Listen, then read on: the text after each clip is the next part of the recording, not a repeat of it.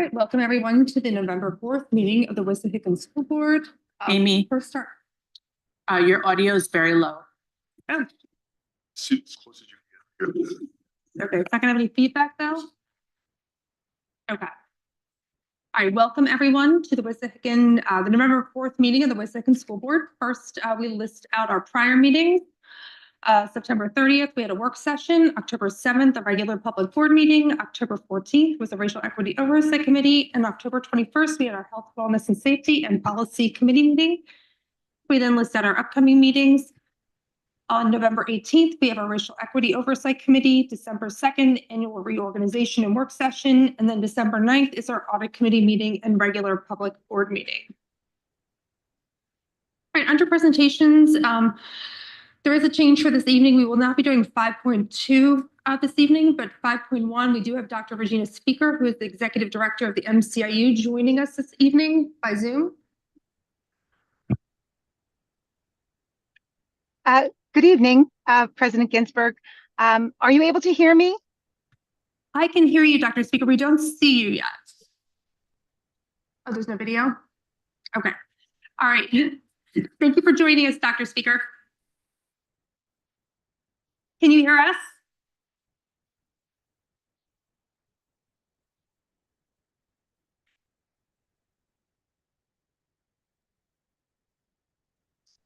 Oh, you have to unmute yourself, Regina.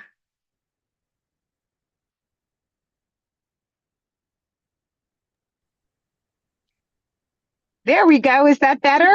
Much better. Thank you. Okay, wonderful. Thank you. My name is Regina Speaker, the Executive Director of the Montgomery County Intermediate Unit. A very special thank you to the Wissahickon School Board for allowing me to join your meeting virtually. At the MCIU, we are involved in many leadership searches, as well as supporting school district leaders, staff members, and families throughout Montgomery County in multiple areas impacting educational outcomes. In fact, the MCIU conducted the Wissahickon Assistant Superintendent search, resulting in the appointment of Dr. Dewan. I have had the honor and privilege of working with Dr. Dewan for a number of years in Chester County, and I know your school community has had the opportunity to witness her dynamic and steadfast leadership over the past few years. Dr. Dewan is an incredibly well-respected educational leader in the Southeast region. She is known as a warm, inspiring, and compassionate educator who cares deeply for students and staff, as well as the school community. She understands the importance of strong and responsive classroom instruction that supports all students, and of fostering school systems that hold high academic standards. I look forward to continuing to work with Dr. Dewan and the Wissahickon School District for many years to come. Again, I appreciate the opportunity to publicly congratulate her and welcome her to this leadership position. Congratulations, Dr. Dewan, and congratulations, Wissahickon.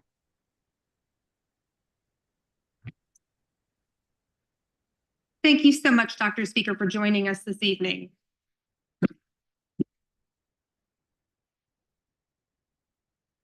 All right. And before we begin the first public comment period, I am going to make a statement on behalf of the board this evening. Let me pull that up. Oh, I mentioned that before. Yeah, so we'll be taking that second presentation and moving that till the December meeting. Okay. All right. We want to thank everyone for being here, both physically and virtually tonight. Your passion for our district and your families is apparent. We've read your emails, listened to your comments, and we hear your perspectives. We'd like to take a few moments to provide our perspective as to why we feel just as passionate about voting for Dr. Dewan tonight. Firstly, as school board directors, our three key responsibilities are setting policy, overseeing budget planning and spending, and lastly, hiring and evaluating the superintendent. As we see it, today's vote is squarely in the board's remit and what we were elected to do. We understand that this appointment may feel hastily from your vantage point, but we've been anticipating Dr. Crisfield's retirement, and this was not a surprise for us. When hiring Dr. Dewan, we interviewed several candidates and had succession planning in mind at that time. We realized that not everyone knows Dr. Dewan as well as the board does. The board has been working with her for 4 years, We have public board meetings twice a month, and often one, if not more, public subcommittee meetings every month. In these meetings, we have gotten to know her and hear from her and her perspective on a wide range of topics. Additionally, outside of our public meetings, we have seen her present to a room of her peers at conferences, public listening sessions for RIA, and had check-ins with her since she has joined our district.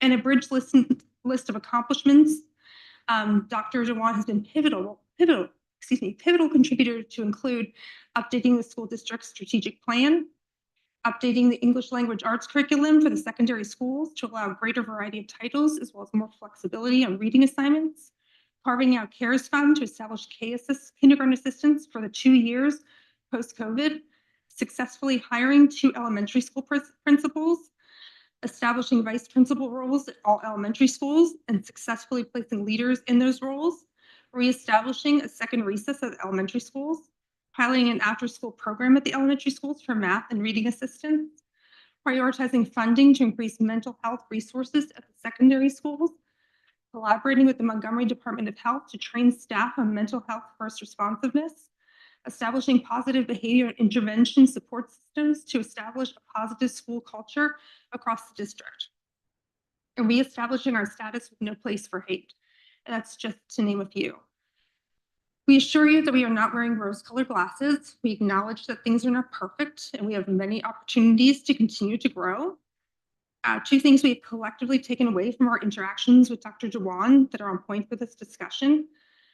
A core philosophy that she embodies is that she believes in leaving a place better than she finds it. We believe that we already started to see this in action, and we believe there's much more to come. She also reminds us we do not get here overnight, and we will need to give time for improvements to be noticeable. We know this one is a tough one, even for me. We live in a world with instantaneous everything. We can't install a widget and see all the bad disappear and all the good appear. Learning takes time. We fully acknowledge that trust is a hard thing, especially in today's climate, but we respectfully ask that you trust this group of 9 individuals who collectively have more than 200 years of professional experience in their respective industries, who bring diverse perspective and backgrounds, who fundamentally all want what you want, the best for your children and your community. I know the reason each of us is on this board is we fundamentally believe in our students, and our primary stakeholder is our students. Communities are built at our schools, and with our youth, that is our only motivation. Thank you for your time. All right, so now we will proceed with our first public comment period. And for this first public comment period, the board does want to note that we appreciate hearing from the community. We allow a maximum of 5 speakers to be heard on any topic. Please limit your comments to 3 minutes in the interest of fairness and in order to treat all speakers equally. It's our practice now to engage in dialogue with speakers. When appropriate, we do follow up with responses on board docs. When approaching the podium, please state your name, municipality or residence, and the topic of which you're speaking. Okay, first we have Amy Hughes. Practice now to engage in dialogue with speakers. When appropriate, we do follow up with responses on board docs. When approaching the podium, please state your name.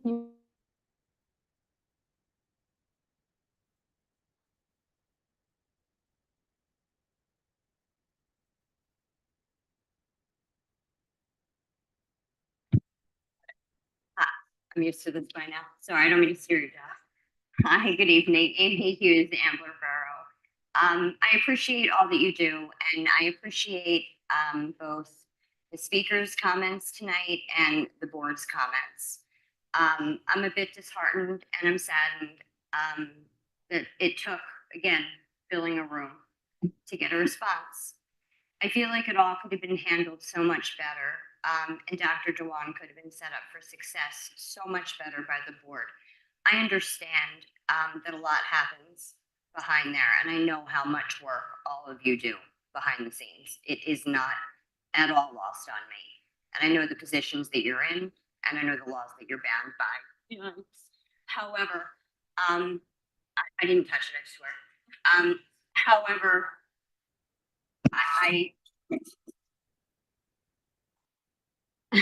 sorry, I'm losing time. However, I think while you have had months to come to this decision, to your point, Amy, and you have as a board had time to do your due diligence we have had no time. It was announced to us in 2 sentences. One is out and the next one is in. And that doesn't inspire a lot of confidence. Had we heard from the beginning, hey, look, Dr. Dewan is the one for the job and these are the reasons why. But no discussion was had with the public. There was opportunity. I feel like it didn't have to be rushed. You could have made the announcement, Dr. Crisfield is retired. Could have been a little bit strategic. I mean, we're all politicians, some of us, right? We know the game here. Let's face it. We could have been more strategic. You could have announced it and then you could have followed up. You could have given us the reasons why search wasn't in our best interest. You could have given us the reasons why Dr. Dewan is the one for the job. And then you could have announced that this is the plan. Instead, it was thrown at the community. And then it was compounded by, quite frankly, lies. Here's all the districts that we used an example, and every single one was unfounded. Every single one. It's like you just dig the heels in and saying, okay, we messed up and we're going to do better next time. And I think that's a lesson that maybe we can all continue to learn. But I think that it's only fair at this point, given we don't know the 5-year plan. We don't know the future of the district. I appreciate understanding better the accolades. Dr. Dewan, I think you've done a phenomenal job here. I think that you've added a lot to this district, and I can't wait to see what more that you're going to do here. But I would like to hear, what is that plan? Where are we going to be in 5 years? I have no idea. Thank you, Amy. Amanda, anyone else? There are no hands raised. Okay. Eric Rudolph?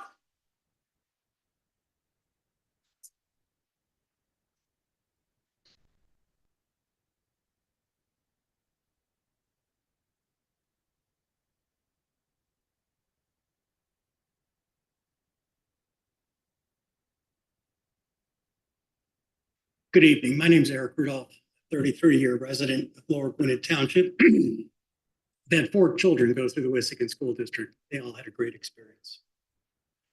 I'm representing the neighbors of Montgomery Road and Cedar Lane.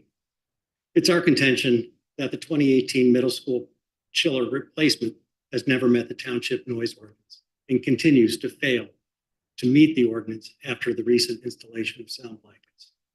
We appreciate your diligent work to resolve this failure of the school district to meet the ordinance. We are insistent that the school district work in a manner to develop a solution that eliminates this excessive noise in an expedited manner for the safety of the students, employees, and visitors, as well as to ensure a peaceful environment of our neighbors in our community. In doing so, the school district will meet the requirements of the ordinance in a cost-effective manner. To do this, we recommend the school district contract with their chosen contractor, engineer/expert, in a manner that ensures the solution meets the ordinance. We recommend that the contract with your contractor is performance-based and that failure to meet the ordinance within a specific time period will result in financial penalties. This will help you offload liability of a failure to meet the ordinance. We suggest that the school district, 1, select a separate independent firm to perform sound testing to verify the compliance with the ordinance and avoid a conflict of interest. This firm should provide the test procedure to the contractor prior to moving forward with the project. That the school district considered that the acceptable performance be significantly less than the ordinance because of wear and tear on equipment, and deteriorating performance has to be considered for a unit that's going to last for decades. Having separate contracts between an expert and a sound testing firm will help ensure that Fox is not guarding the henhouse, and that the school district will have continuity in testing in the future, no matter who is designing the solution. Note, we the neighbors are not representatives of the Gwinnett Township Board, Ordinance Enforcement Group, or Building Inspection.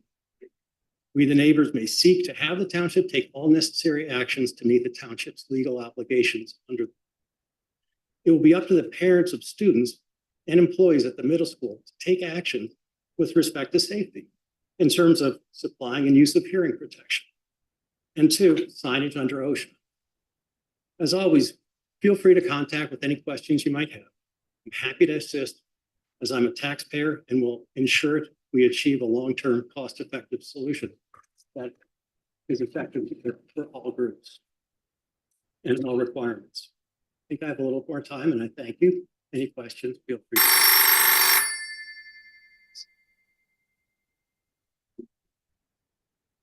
Thank you, Eric.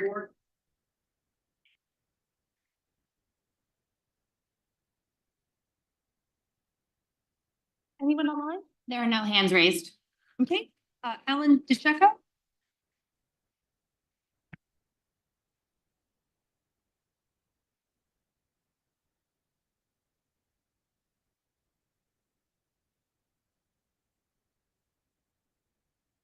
Good evening, Wissahickon School Board.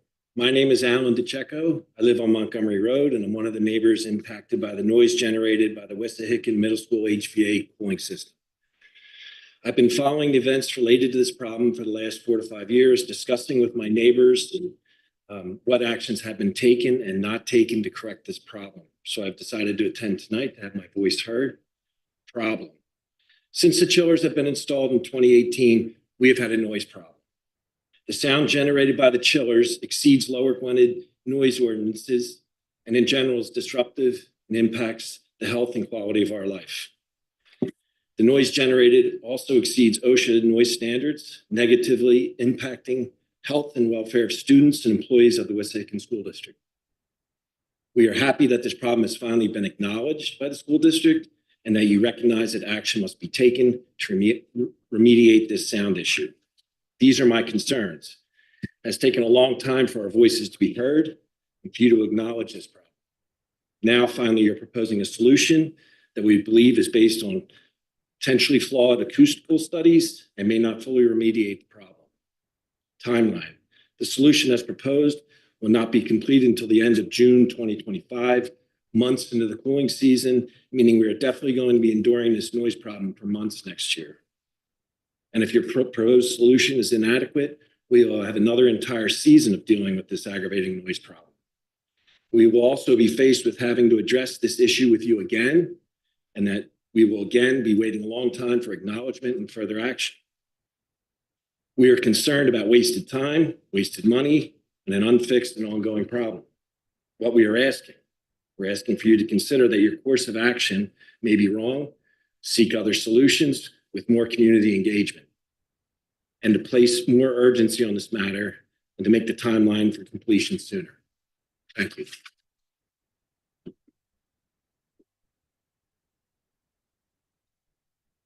Thank you, Alan. Anyone online? There are no hands raised. Our next person in person is Nick Miltello. I'm sorry if I said that incorrectly.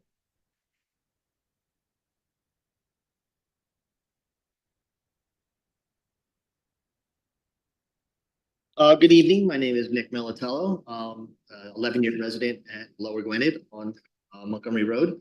I want to do a very brief apology. I am the accidentally ignorant person that replied all for what was supposed to be a neighborhood email that wound up going to the entire school board. That is not how I like to conduct myself, by instigating trouble through an email. I'd rather do it in person so we have a discussion. So I apologize for that. It aggravated somebody on the school board or not school board, in the administration, and I apologize for that. That being said, the topic tonight is issue 16.3 on the agenda, and that is for the implementation of the fix for the chiller noise at Wissahickon Middle School. My concern is with our neighbor. He is an engineer. He did installation. Eric, he spoke earlier. And he had requested information on the actual sound study that Harrison Sound had performed. It was not provided, but from our general knowledge of the sound study person, he is an engineer, not necessarily a sound engineer, but an engineer that has background in companies. He is a solo organization. They're not disparaging this person or his business. What I'm suggesting is that you hold off on approving this, as much as I want the noise fixed, until you get an appropriate study done by a large corporation or large business that can actually take into account all of the numbers. For example, 110 decibels comes off of the air chiller system. That's in the manufacturer's specs. From that, it is placed in between a corner with two walls that are metal. Those metals reverberate the sound and add to that. All of this is scientifically accountable. It is existing knowledge and a basis. You can create, and well, I can't, you can't, but an engineer who specifically deals with sound studies can create a working dynamic computer module and say, this is what it's going to do, and these are the things that can exactly fix it. My argument is, do it right the first time. I would have argued that the chillers be put back into the original place because they lasted for 44 years. That is a phenomenal return on investment. Now that they're outside, putting up the appropriate sound barrier and eliminating the total noise, all of the noise would be best. My simple argument is you might have an engineer. Think of it as a teacher. If you have a special ed teacher, you're not going to put them into a physics classroom. They're both teachers. They both have knowledge, but one is not as good as the other, even though they both can teach. So let's treat the sound engineer that way. Thank you.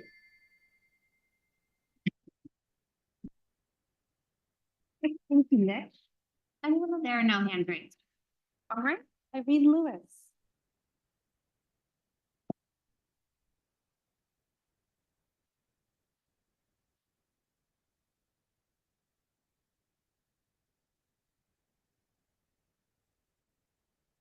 My name is Irene Lewis, and I live on Montgomery Road. I'm here again to express my displeasure with the way that the middle school chiller noise has been addressed. As you know, the neighbors have been complaining and emailing about this since 2020. After the chillers were moved from inside the building to outside. The noise has only gotten worse over the past 4 years. The promised acoustic blanket recommended by Harrison Acoustics was finally installed a couple weeks ago, mid-October, after we lived with the sound all summer. I guess you're aware that it did not work. I could still hear the noise until the end of last week when the chillers were turned off. According to the PDF on tonight's agenda, the district is planning to approve the hiring of CHA Engineering to design a sound wall to be constructed in June. This wall is meant to correct the deficiencies of the blanket. And based on the request of the school district, the firm will employ Harrison Acoustics again. Why do we trust Harrison Acoustics to give good advice this time? When the ear test was done after the blanket was installed, no neighbors were asked to participate or asked about the sound level abatement. No neighbors were asked if they could still hear the noise on the street or in their backyards. The noise is still very apparent. Why isn't our input requested? We are severely impacted by this noise, and yet we are simply told to be patient.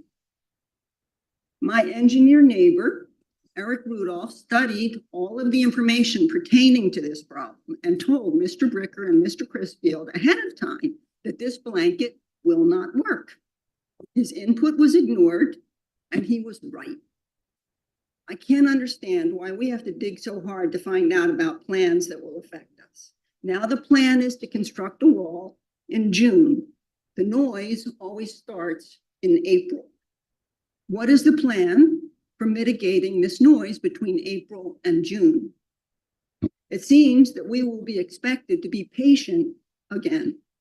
Please listen to us and consider our input, especially the input from Eric, who is more impacted than the rest of us and also understands the problem better than all of us.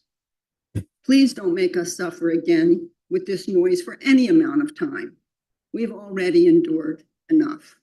And please reconsider approving this proposal from CHA to include Harrison Acoustics again. Thanks.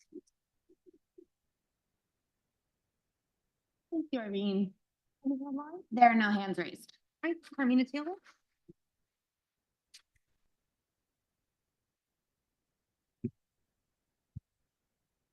right, so I'm just gonna start with my questions. Number one, who were the district participants that conducted the assistant superintendent search with the MCIU? This is the first time that I'm hearing of it. At the time, I definitely knew who was the final candidate or the search committee's choice, and it wasn't Dr. Dewan, and there was an override. So I'm really interested because this is the first time that I heard that MCIU conducted the search. Number two, who and when was it decided to approve Dr. Crestfield's final contract to be voted in July 2024, a whole year before it expired? When did the board decide to promote Dr. Dewan? What were the dates? Who were the other candidates that were interviewed? I don't recall you mentioning that there was other candidates previously. Next question. When did the solicitor or the law firm advise you that the search process for a superintendent would be futile? As I have said earlier today in my video, I don't just deal with this school district. I deal with districts that Jeff Saltanik is a solicitor in, so I'm very familiar with the process. I think it's really rich that we're here tonight, and all of a sudden there's all these accomplishments that Dr. Dewan has accomplished, but there has never been communication prior to today before we received the announcement of Dr. Crestfield retiring. I am incensed at the arrogance and the persistence of you to continue this vote when you know that there are so many gaps of misunderstanding and there hasn't been outreach to the community. I sat here and I'm saying to myself, all these people are here. We brought all the people from the school district, different segments of our community for one singular issue, and you're still proceeding with this vote. Talking points about her accomplishments is not the same thing of consistently bringing together a plan with the community. These are their children, not just yours. It is so inefficient, so insufficient of all of you to make this vote tonight when there's more than just your kids being affected by this. I'm just going to sit here and watch for the next 16 minutes, 16 seconds, because I've been told that when I speak, there's disrespect given to me. I want you to see my face because I am so appalled by this process.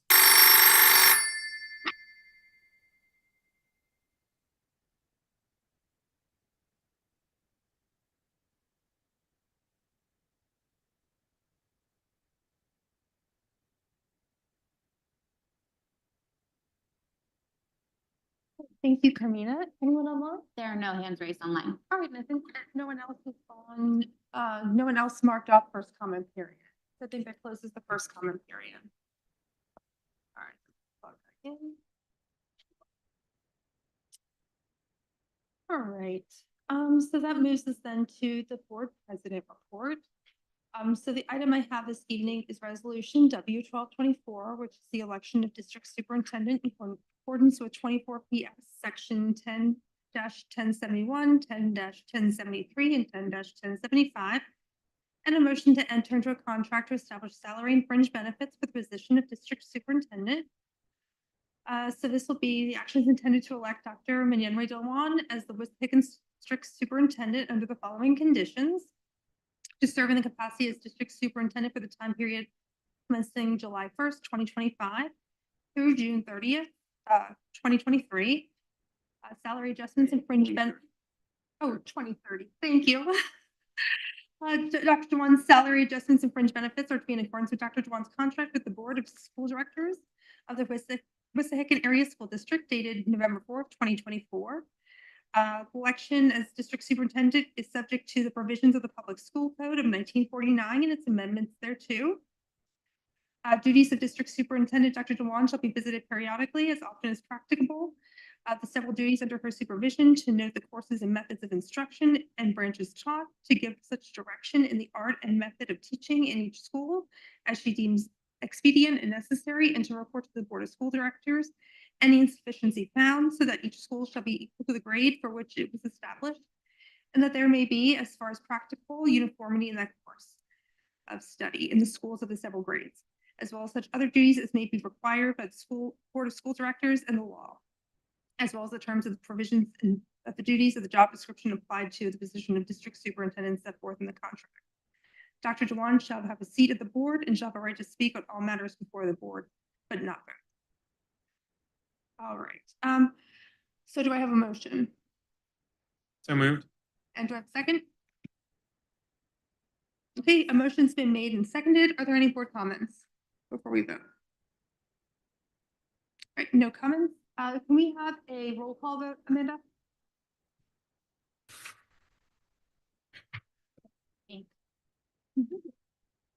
Mr. Antonio, Yes. Mr. Badger, Yes. Mr. Bleefeld, Yes. Mr. Golson, Yes. Ms. Karianakis, Yes. Dr. Morris, Yes.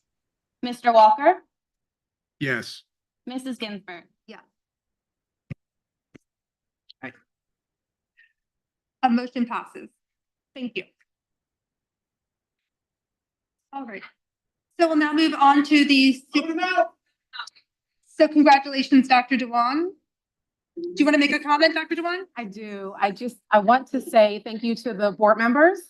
And I want to begin by expressing sincere gratitude to the board of directors for your trust and confidence in me to serve as your next superintendent. It truly is a profound honor and privilege to be selected to lead this district. I am deeply committed to building on the legacy of excellence in the Wissahickon School District, while of course addressing our community's evolving needs, because the needs are ever changing. I also would like to take a moment to thank Dr. Crisfield for his mentorship, guidance, and commitment to West Nation, which has set an incredible foundation. And I look forward to the future in this next chapter. I'm excited to work collaboratively with our teachers, our staff, our families, our community members to strengthen our district and to continue developing well-rounded, resilient students. That's what we all want for our students in the district. Soon, I do want to share with the community that we'll be sending out information about community engagement opportunities at various locations throughout the district. And at those gatherings, I look forward to opportunities to meet with the community, to listen to your thoughts and ideas, to answer your questions, and of course, to work together, because what we all want to do is shape an even better and brighter future for our students and for our district. So thank you again to the board of directors, and thank you to our students and staff and community members. Thank you. Thank you, Dr. Dewan. Again, we're all very excited to work with you. Thank you. All right, so that concludes my report. We'll move on to the superintendent report. Thank you. On next Monday, November 11th, each of our 6 schools will have an opportunity to, which has become an annual event, to display some appreciation for people in our community and also outside of our community who have served others, and that's Veterans Day. And our elementary schools have age-appropriate opportunities for our students to engage with veterans, sometimes their grandparents, sometimes their parents, and they invite them in. Sometimes there's a breakfast. We have songs at one school at Lower Gwinnett. I'll attend the flagpole ceremony where we have a drive-by by the veterans in cars. It's extremely popular and you can imagine how the veterans appreciate these sentiments from the students. And I think this is one of the things that is important display of what we care about as a community, and that is the sacrifices that others have put forward to serve others. Middle school, they have an annual breakfast, including poems read by students that they wrote themselves that are awesome. And the cheerleaders actually line the halls and the veterans walk in, and it's like a big celebration.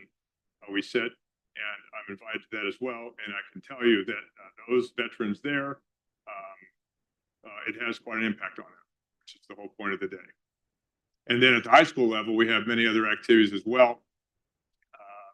One of the things that struck me is that we have space time for that day. There's going to be a question Do you know any veterans, and what might you do today to honor veterans? There might be some answers, there might not be. It'll get some kids thinking about it, talking amongst themselves. That's the whole point of We Have Space. And in the end, it's going to raise awareness of just how valuable it is for other people to serve their country, culminating in a tremendous music concert out by our Veterans Memorial at the high school, where the high school students sing some patriotic songs that veterans stand around, and that's also impactful for them and their families. So I'm so very proud. This is a preview rather than a normal recap, given the way things work, but this is a statement of such positivity from the schools on November 11th, and I'm very, very proud of each and every one. So I thank them in advance. Wonderful. Thank you so much, Jim, for sharing that. Does anyone have any comments or questions? All right, well, thank you again. All right, we'll move on now to our Assistant Superintendent report. Dr. Dwan, do you have anything this evening? I don't have any informational items or action items this evening. Tomorrow is our in-service day, though. So at the December meeting, I'll give it a recap of the in-service, the professional learning opportunities that we have for staff. Wonderful. Thank you. Thank you. All right, board solicitor report, Jeff. I have no report. Thank you, Jeff. Yeah. Board secretary report, Tim. We have the 6 minutes as mentioned last week for your approval. Great, thank you. Were there any, do I have a motion for those? Second. A motion's been made and seconded. Were there any comments or questions regarding those minutes? All right, seeing none, all those in favor? Aye. Anyone opposed? Awesome, thank you. Tim, board treasurer report. This month for your approval, we have the September 30th treasurer's report. Great, thank you. Do I have a motion to approve? Second. Motion's been made and seconded. Are there any comments or questions concerning that report? All right, seeing none, all those in favor? Aye. Anyone opposed? All right, motion passes. Thank you, Tim. All right, Danielle, HR report. Right, good evening. Changes from last week's agenda are marked with an asterisk and can be found in bold in the details. These include a retirement, appointments, extracurricular changes, and volunteers in items 2.1 and 2.2. All other items were reviewed at last week's work session, and I have no other changes. So this evening, I'm seeking approval for action items 12.1 through 12.7, please. Thank you. Do I have a motion? So moved. A motion's been made and seconded. Are there any comments or questions? All right, seeing none, all those in favor? Aye. Anyone opposed? All right, motion passes. Thank you. All right, we'll move on now to our committee reports. And first with communications, Stephanie. No new items since last week. Thank you. Thank you. Curriculum and technology, Deanne. I will hand this over to Dr. DeWan, please.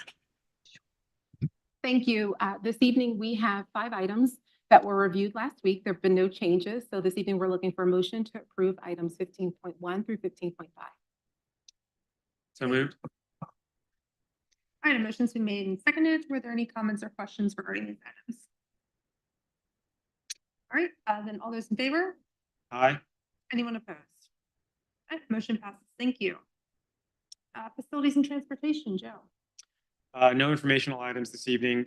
We do have 3 action items that were reviewed and discussed last week, including 16.3, which is the approval of the proposal from CHA Consulting, formerly Dupuy Engineering, to perform design and build a construction, to build acoustical improvements for the middle school chiller. Is there a motion? Is there a second? All right, motion's been made and seconded. Tim, for 16.3, at this point, it's just they're coming up with a design. We're not actually, obviously, we've talked about this before, we're not building a wall for 24,000. This is just coming up with a design. That is correct. Once the design is completed, it'll have to be packaged out for bid. And then once the bids are submitted, bring them back to board for approval. Okay. And what sort of input have we gotten about this wall actually correcting the sound issue?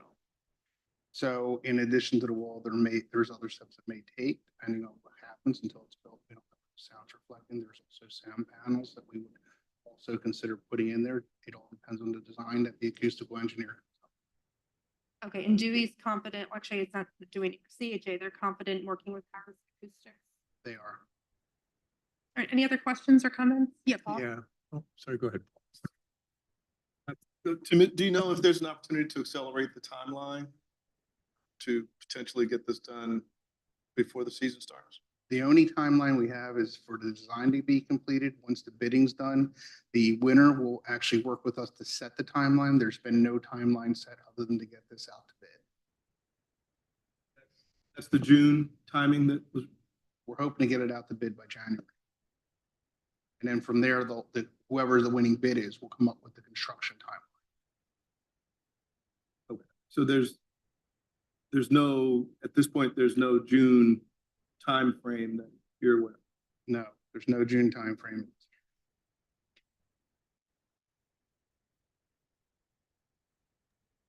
Amy, can I ask a question? Deanne, go ahead. Hi. So Tim, would the wall or the design of the wall potentially take into account more decibels than are currently or had been measured in the past? Do you know anything about that? Or is that something that they would look at like going into the design? So the acoustical engineer will be looking to design so that it reflects the sound up, which would reduce the sound going out. They're currently, as part of, once the design is done, it will go out to bid. No timeline as for when the construction will start or end until the bid is completed. The estimates that we got could end up at June, it could be done in April, but until we actually get a winning bidder, we will not know the exact timeline, which is why no timeline's been shared. So the schedule of deliverables in Exhibit B, that's just projected, that's not actual. Yes, And- I'm sorry. Go ahead, Deanne. I guess I'm just not sure what to do because the residents have said they don't want us to vote yes on this, but I don't want to delay further any solution. That's another thing they have asked. So, I feel like getting this project rolling and getting this funding going for the design is a key point or part in getting this going forward. I mean, is that, Tim, can you weigh in on that for me? This is the next step. We put the sound blankets in. Already noticed that there was a reduction in the sound, whether or not it's below the ordinance or not. It's unknown. We haven't tested out or got any results back on any tests yet associated with that. And until we do, we won't know where that stands. But the decision previously was, regardless of where it is, because the sound could still be heard, that we move forward with a sound wall, which was originally asked for by the residents. We're looking to put that in place.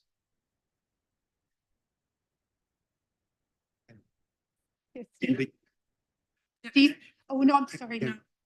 Steve? And again, once the design is available, we'll put that out to bid to whatever contractor bids to build. Correct.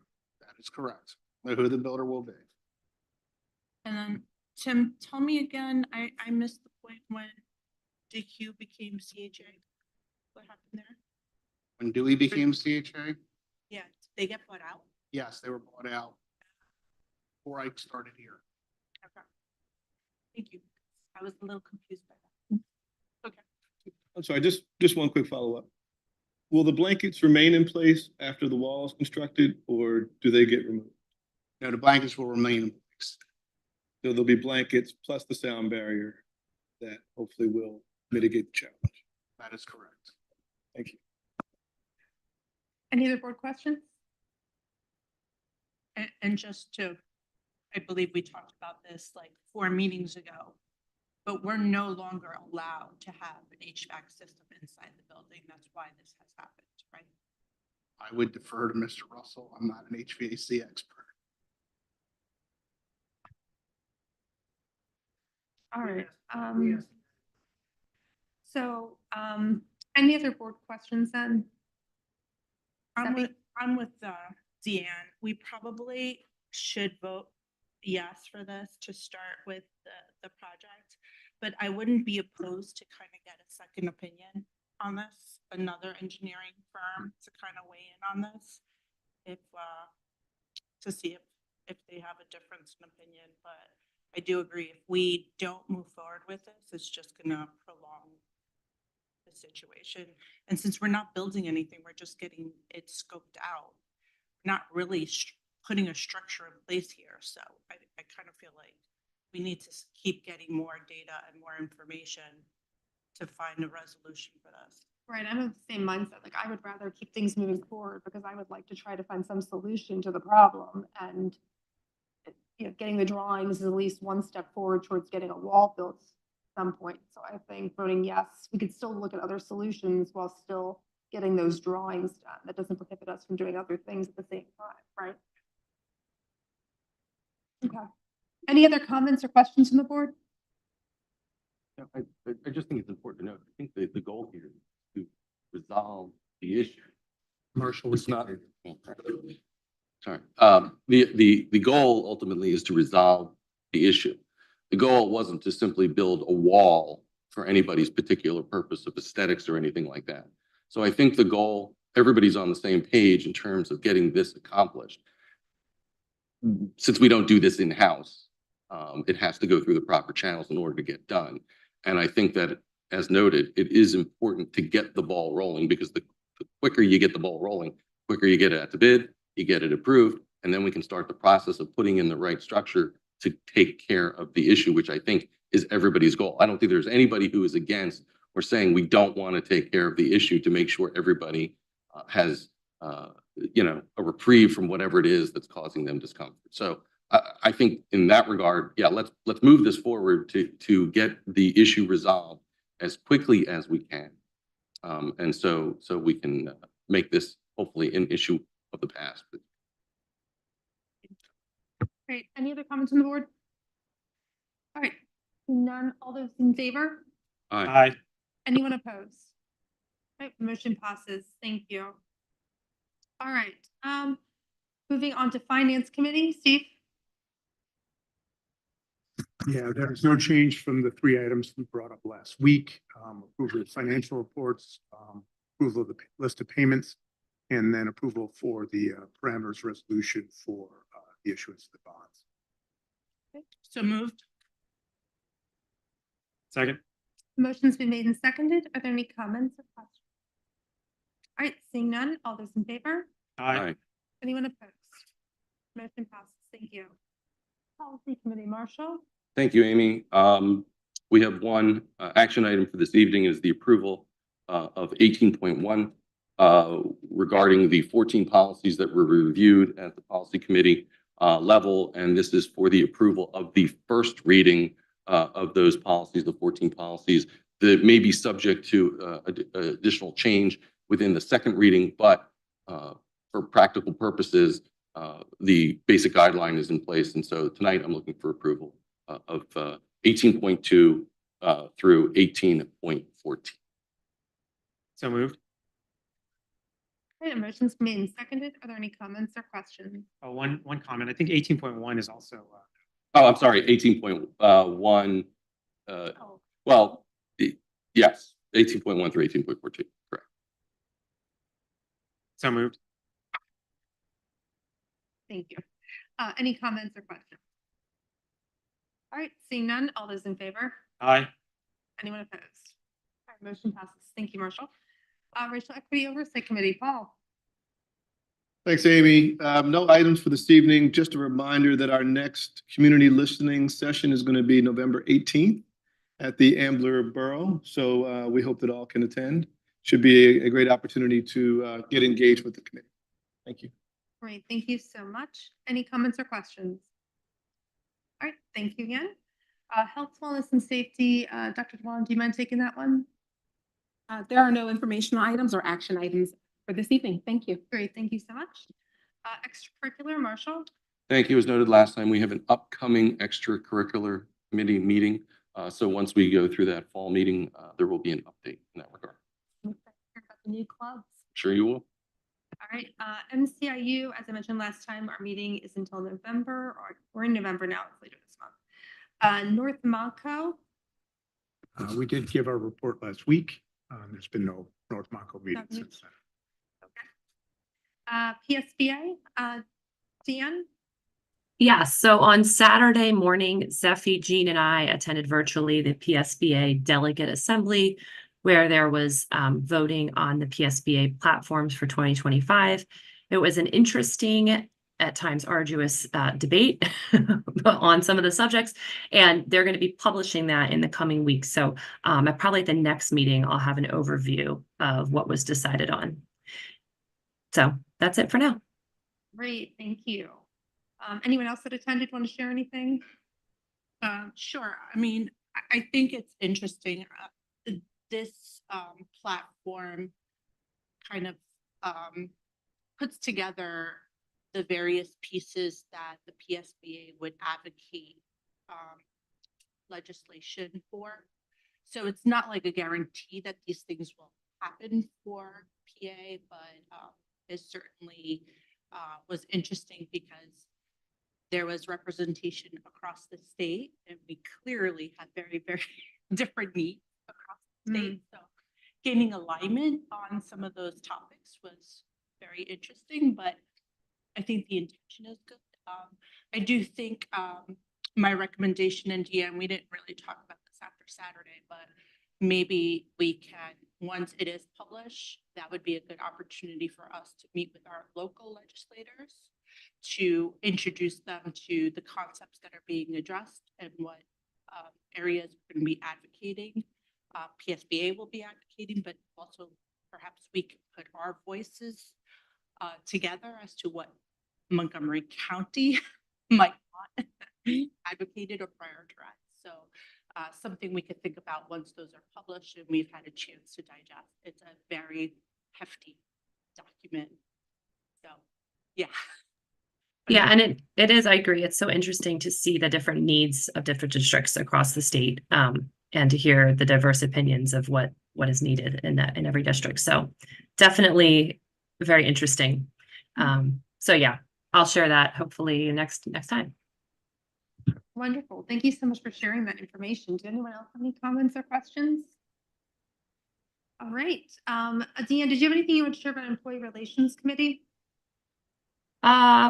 I believe we had a meeting since our last meeting. Is that true? I think it was in that time. Yeah, and so I think I just wanted to thank TJ, Kirk, and Lisa with the WAA. I think they always come to the table with a good conversation, and we enjoy that relationship with them. So thank you to them and the WAA. That's all. Great, thank you. All right, so we're now to our second public comment period. Okay.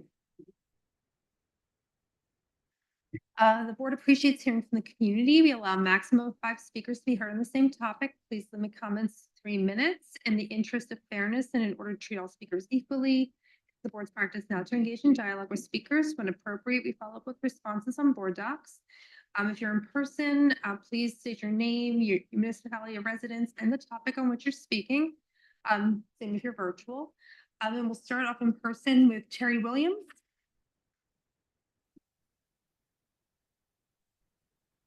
And I forgot to warn everybody earlier about the buzzer, just so nobody gets startled by it. So we do have a buzzer at 3 minutes.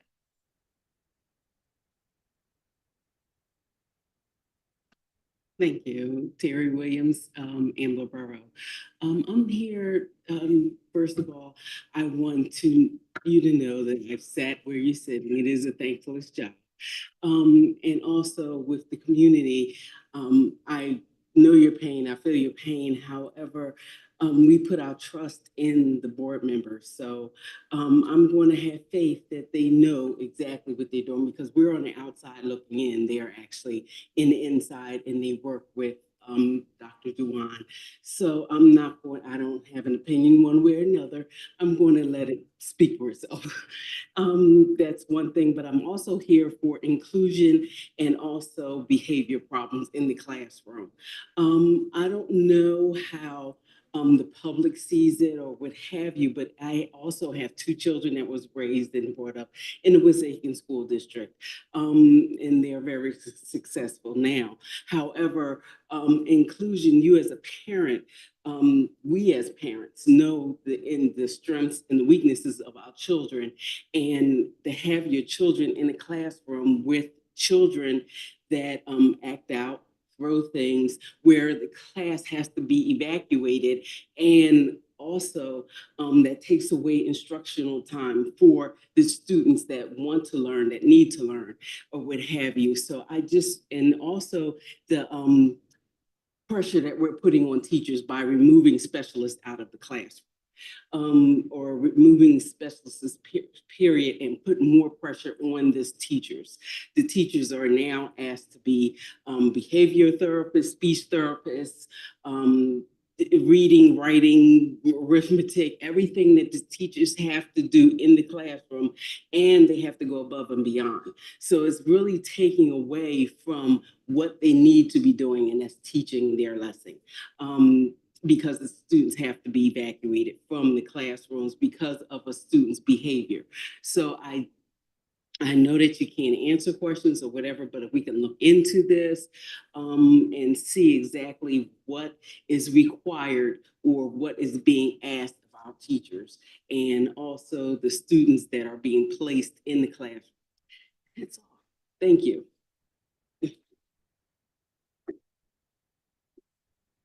Thank you, Terry. Anyone online? Yes, we have one hand raised. We have Christine. Okay, Christine, you can go ahead and unmute yourself.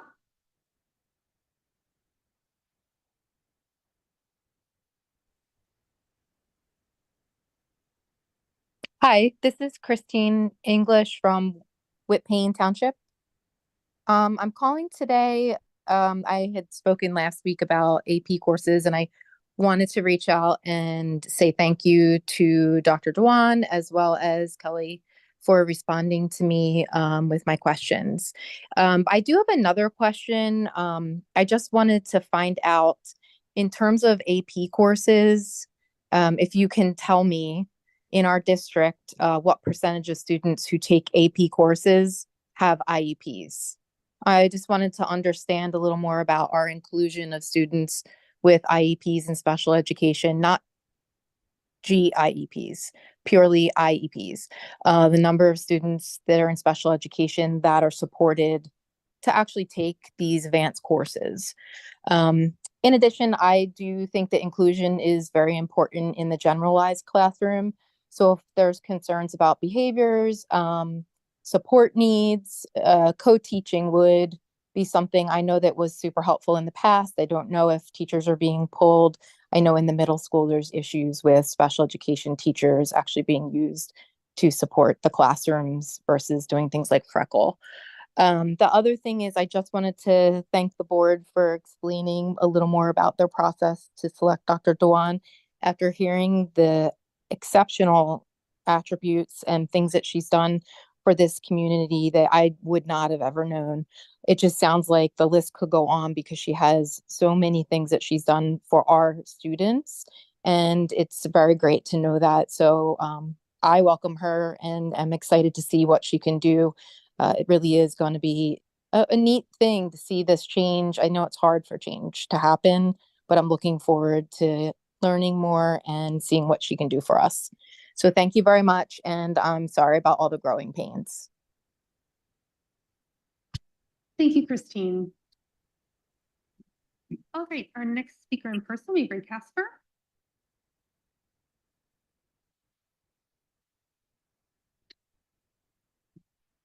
Hi, I'm Ray Casper from Whitpain Township. I have 2 children in the district. In recent weeks, we've heard from community members about many significant concerns, including severe bullying, the widespread fallout associated with a failed middle school schedule, and facilities projects that have disrupted the lives of neighbors in their own homes. In addition, in just over 1 year, the board has approved settlement agreements and out-of-district placements in excess of $5 million, instead of acknowledging that special education student services are in need of a complete overhaul. For the parents on this board, ask yourself these 3 questions. 1, is my kid safe in the high school? 2, is the current middle school structure good enough for my kid? 3, if my child had a disability, could this district actually meet their needs? And now all of you, ask yourselves this question. If the facilities projects had affected my quality of life, would I tolerate being ignored? If you answered no to any of these questions, ask yourself why you're still seated here as members of the board. While no district is perfect, there is enough here that warrants consideration of fresh perspectives. Many other local districts have recently conducted searches, and most of the board's examples of internal promotions have been proven false. So what makes this board uniquely qualified to handpick a successor without any process whatsoever? The answer, as evidenced by your actions and inactions, is nothing aside from sheer arrogance. You claim to represent this community, but you seek no stakeholder input, refuse to respond to emails, and fail to adequately answer basic questions related to curriculum and student services. On top of that, under the guise of fairness, you limit public comment to mask problems and justify your refusal to act, and you openly antagonize those with whom you disagree. So Dr. Dewan, you have unfairly taken sole blame for many of the issues plaguing this district. The board thinks that they have done you and all of us a favor by avoiding the supposed pitfalls of a search for superintendent, even though they have almost a year to get this right. I wish I could offer you congratulations, but instead I wish you luck. You're going to need it because your 9 future bosses have set you up to fail. After refusing to engage in transparent process and allowing you to articulate your own achievements, goals, plans, and demonstrate your own fit for this community, the board will hand you the keys and leave you on your own to solve the same problems for which you've already been blamed. As a result, your every decision will be subjected to a level of scrutiny that would have never had happened had a true process taken place, and your job will be exponentially more difficult. One board member admitted that there was more that they could have done. That's about the only thing they've gotten right lately. So shame on them, and best of luck to you. You'll be seeing a lot more of us until we can model democracy and vote them out next November.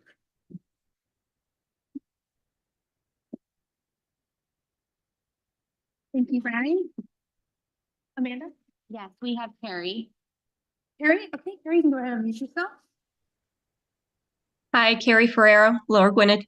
I'm calling again to encourage you to have the administration step in and redo the master schedule for the middle school.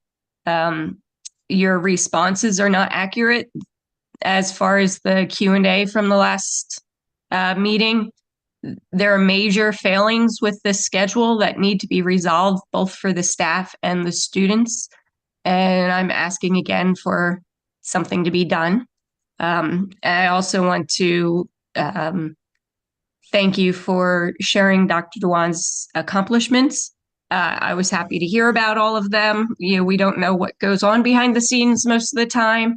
I think, 2020, you've learned that after the fact that maybe it would have been better to list those accomplishments the first time when you announced it, but it's great to hear them now, and hopefully we can move forward and get rid of some of the vitriol we see in the community. And good luck. Thanks. Thanks, Carrie. All right, our next person, Adrian. Oh, Adrian, I'm sorry. You had a first public comment period. I did not even see that. I'm so sorry. So but you have a second public comment period as well. Middle school schedule.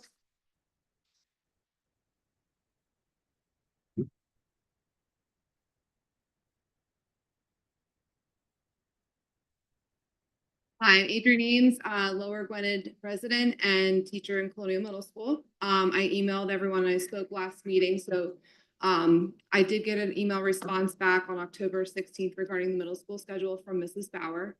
We had a lovely conversation on October 21st. We touched base and discussed the master schedule at the middle school in WIS and then also in Colonial.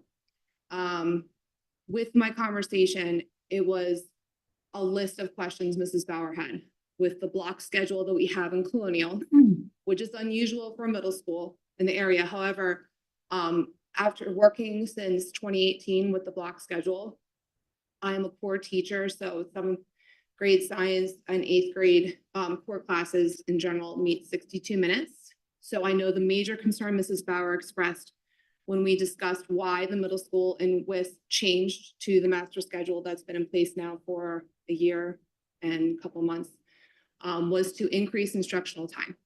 I realized that the contract language between my middle school or my school district teachers versus Wissahickon is slightly different. And I understand that's from district to district.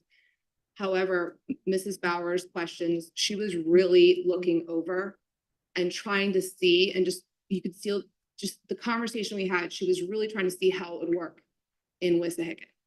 I feel like she stepped into this problem that was already in the works prior to her becoming principal. And I know it takes time to put together a new schedule. I know it takes a lot of moving pieces, and it took time for Colonial to do the same.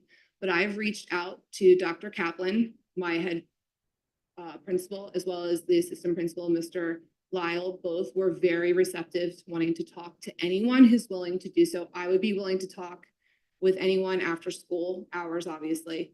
Anyone on the board, I'd be willing to talk to Dr. Dewan, Dr. Crisfield. I'd be willing to meet with Mrs. Bauer in person to talk about the ins and outs. And no schedule is perfect. I know there's going to have to be give and take, especially to make it work with the contract and WIS for the teachers. But I would love to see that instructional time work and get all of those check boxes done so we can meet the needs of the kids. Ultimately, that's why we're all here. Additionally, I know that there's concern about the special classes. We call them encores or unified arts and colonial. We do have a rotating A-B schedule. So on A days, they'll see one unified art teacher, and on B days, they would see either 2 encore teachers. So they're a shorter class period. So Mrs. Bauer was really digging into how that would look for the language. I know the language teachers, that changed a little bit with the new master schedule. Again, it's not going to be a perfect transition. I'm not trying to sell you on anything. I'm not getting some kind of kickback. I'm just sharing my perspective as being a middle school teacher in the area. Thank you. Thank you so much, Adrian. Anyone else? There are no hands raised online. Okay, Amy Hughes.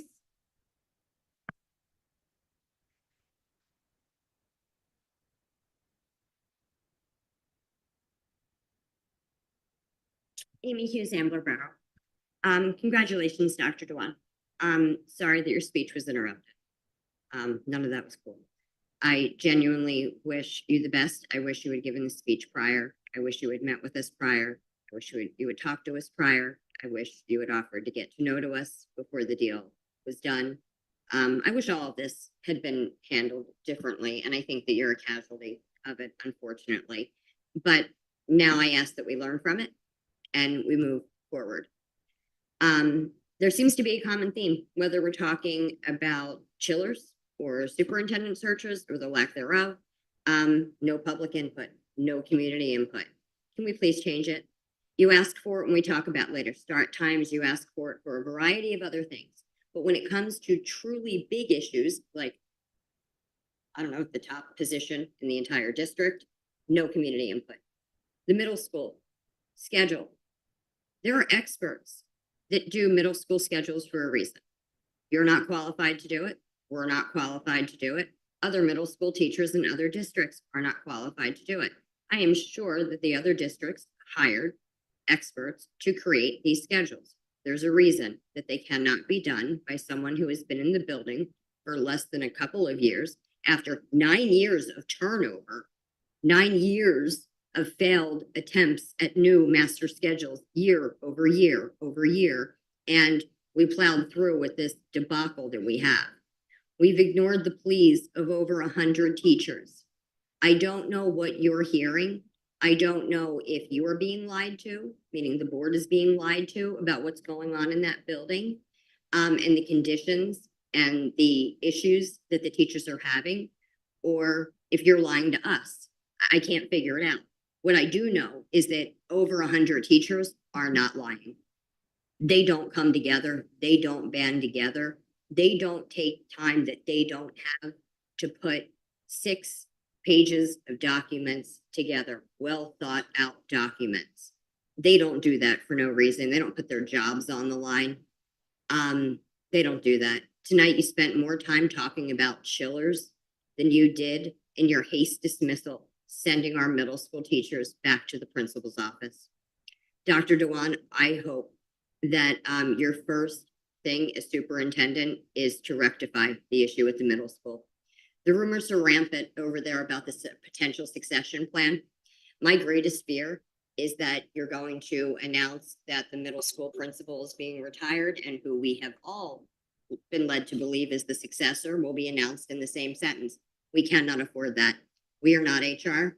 You are not HR. We cannot play HR. We need a search and we need it to be done for positions. Thank you.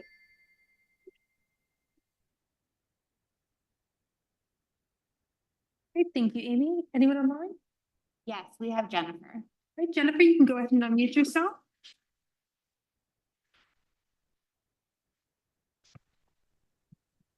Hi, can you hear me?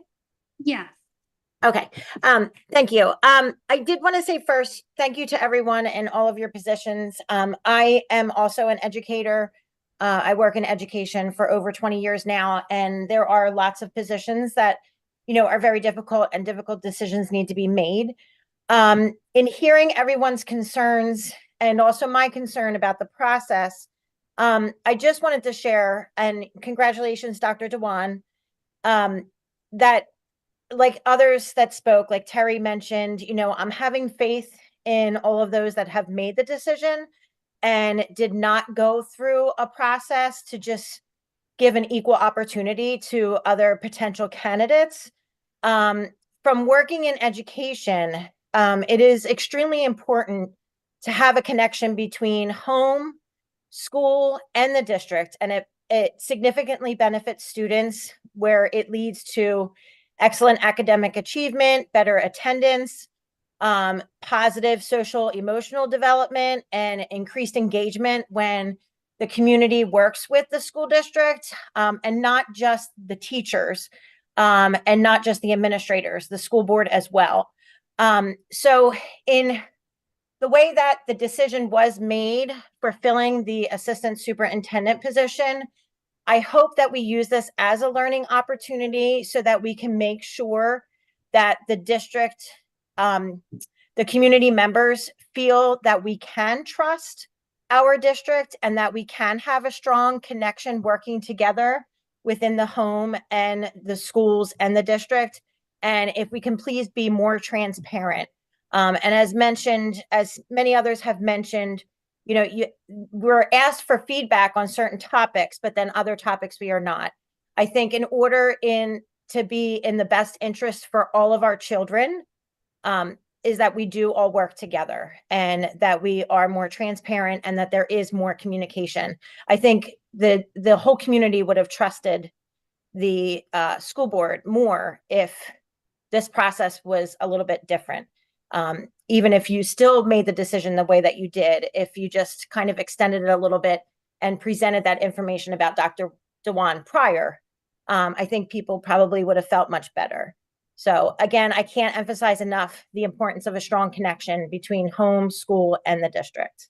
So, but thank you for everything that you do.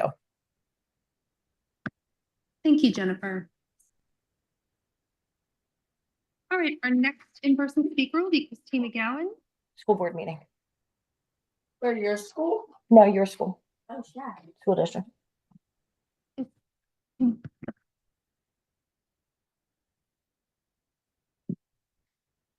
Hi, my name is Christine McGowan, and I'm from Whitpain Township. I wasn't planning on speaking tonight, so please have a little bit of patience with me. I am definitely here because of the master schedule. My son is in 4th grade. He's neurodiverse, so he is a student that's been diagnosed with ADHD. He has a 504 plan. And this schedule is not going to work for him. And I think as I speak for other children that also find themselves as neurodiverse students. I myself am a licensed professional counselor, so I have research behind what I'm saying. These children cannot be bounced around at different times and left to say, oh, you're going to learn this today, and then they'll forget it. And then 2 days later, they have to bring it back up again with their languages. My son needs repetition. He does not have a developed executive function for a child his age. And these children are not going to get the support that they need. So when I look at this, I get very upset because I see his middle school year being a complete nightmare, I'll be honest to you, because he's not going to get the support he needs at school. He actually does very well in school. He loves school. He likes to be challenged. How is he going to get challenged when he doesn't have, I don't even know what it's called, Trojan time? when he can't get those extra things that his teachers can give him to help him stay busy and occupied. Because if you throw a bunch of kids on Freckle and say, this is what you need to do you know what you're doing to their brain in that moment? There is so much research behind this. And I am so floored by the fact that we kept going through it after COVID. We didn't need it anymore. It's fine for extra work. It's fine to say you can do this for homework. These kids are not getting instruction. They're getting help from teachers that don't have the credentials to teach in that moment because it's middle school work. It's not grade school or elementary school work. So what I see is time for these kids not getting what they need. I'm not even talking about all the other kids in school. I'm talking about the kids that may have trouble with concentration, focus, and emotional dysregulation. That is what's going to happen with this master schedule. And I hope, Dr. Dewan, that you can change this. I don't know much about you at all, I'll be honest, but what I do hope is that you come in and share a plan that can help us. Because I'll tell you, I'll be here every meeting forever because I cannot deal with this for my son. It's not okay. And I'm here for the kids. And if we want to encourage social, emotional literacy within our school district as one of the values, why not teach the kids how to communicate in class? Why not have them engage with their teachers because they need their peers and their teachers? Thank you. Thank you, Christine. Anyone online? There are no hands raised online. Right, then our last speaker this evening is Saida Settles.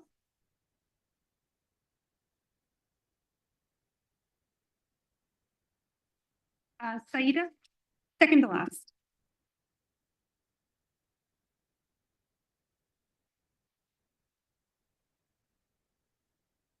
Hi, how are you? I'm Saida Settles with Payne Township. I wanted to discuss some issues that are plaguing the sixth grade class right now. There are issues with the boys' locker room. There has been a child going under boys' stalls and touching them inappropriately. I believe that sixth grade is not a proper age for undressing and dressing in front of one another. They are young and impressionable. This leaves room for body shaming and unnecessary exposure to privacy. As children are learning themselves, it can be challenging to understand other children's views, beliefs, and sexuality. I am asking that we remove the changing in locker rooms as they lose instructional time and are subjected to indecent exposure to children and or adults. I have hopes we can remedy this issue with an alternative method.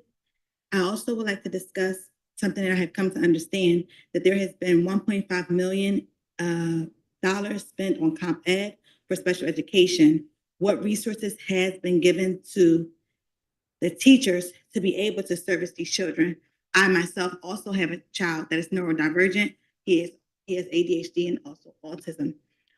He is thriving this year, but I have to pay out of pocket for tutoring for him to be able to keep up with the regular curriculum and the pace that it's going. So as far as the schedule, I think that it's not the best, but my son is thriving, but I should not have to pay out of pocket for my son to thrive when I'm paying taxes for an excellent school district. Thank you. Thanks, Saida. All right, then, anyone online? There are no hands raised. Sure, we'll do one more then. Yeah, that's fine. After the meeting, you can speak. Yes. Marina? So my first question is, can you provide a 10-year accomplishment list for Dr. Crestfield as you did for Dr. Dewan? For each one of you board members, I would be curious, and this is my question, how do you define visionary leadership? Third question, when does Dr. Dewan plan to host a community town hall for her vision? I want to share you two resources. These are data points that I got tonight from the PA Future Ready Index and the Department of Education Civil Rights Data Collection. I want to just point out 3 subject areas at the high school that is the current data. In terms of English language arts, the state proficiency level is 86.4%. Black students have gone down Their current average of proficiency is 55.3%. Hispanics are 65.2%. Economically disadvantaged is 73.5%. Students with disability, 45.9%. Combined ethnicity is 64%. Even white students have gone down in their proficiency at the high school in English. In math, the state proficiency rate is 58%. Black students are at 21.4%. Hispanics are at 30%. Whites are a little bit above, but they decreased from last year, 67.5%. Economically disadvantaged, 42.3%. 8% for students with disability, 29% for combined ethnicity. Science and biology in high school, proficiency rate is 65.1%, but Black high school students are at 19%. Civil rights data. I always look at this data to kind of get the untold story about discipline for minority students. And I just want to share one bulleted point. I'm going to send you the screenshot. So what is the percentage of Black students that are referred to law enforcement for school-related arrest? 100%. 100% of the Black kids that get arrested at the high school for whatever reason are referred to law enforcement. 2 years ago, 10 Black kids fought each other at the high school. All 10 of them were referred to the juvenile court system in Norristown, and they were charged misdemeanors. So when I talk about what I want to do and what we need visionary leadership, because there still is a gap that exists for Black and brown students, economically disadvantaged students in this district. I'm not going to congratulate you because the process was skewed. I hope you can do better. Thank you, Kamina.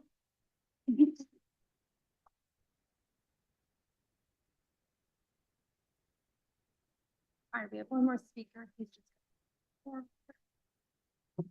What? Okay, you know what, just if you want to go ahead and make your statements, then you can hand it in. Okay. So Eric Rudolph again. Comments are some general ones. So first, I'd like to thank you for sharing your comments regarding this. And I just want to reflect on our experience with our son who went through this program. And he was afforded an IEP to really help lift him and deal with his ADHD. And it was very successful. It required that direct attention by an aide, okay, to coach him, okay, and keep him on task. Today, he's a teacher. Very proud of that accomplishment. Wouldn't have been possible without that resource being provided to him. So thank you. There's hope. I wanted to come back and also just thank everybody who spoke today. And I think that how everybody conducted themselves, I was just really impressed with the community and how they expressed themselves, how you received it, okay, given the constraints that you're dealing with. But really appreciate your last comments here regarding the disadvantaged, communities. Agreed, okay, and I'm hoping we can all work through these things and continue to listen. I feel guilty that I bring up the children, okay? At the same time, I don't feel guilty because safety's first. Safety actually should come before the Pledge of Allegiance in many cases. In most companies, that's the first thing you deal with. And the chiller is a safety issue. And it's the first thing we should be dealing with. And it's not even referenced in the proposal that you're talking about. What you're talking about is the noise ordinance, okay, in the proposal and how to mitigate that. And the timeline is very different than a safety issue that exists, that has existed for 4 years. And I don't understand why that machine is still not marked, okay, that is a safety hazard and ear protection is required. That's wrong. You put employees at risk and children at risk. Things they don't even notice until well on in their lives. And they have what I have, ringing in their ear, constant. That's not a pleasant feeling. So want to go back to the comments earlier. And Joe, thank you for bringing up the motion with the intent of advance. I had no awareness of that. I found out by going up on the board a day after talking to the administration. Not heard about it. And what concerns me, and I appreciate, Lord, I appreciate it. Finally, we're going to get something done. What concerns me is the contractual obligations you start to step into and how you run down the slippery slope. You have a fox in the hen house. Thank you.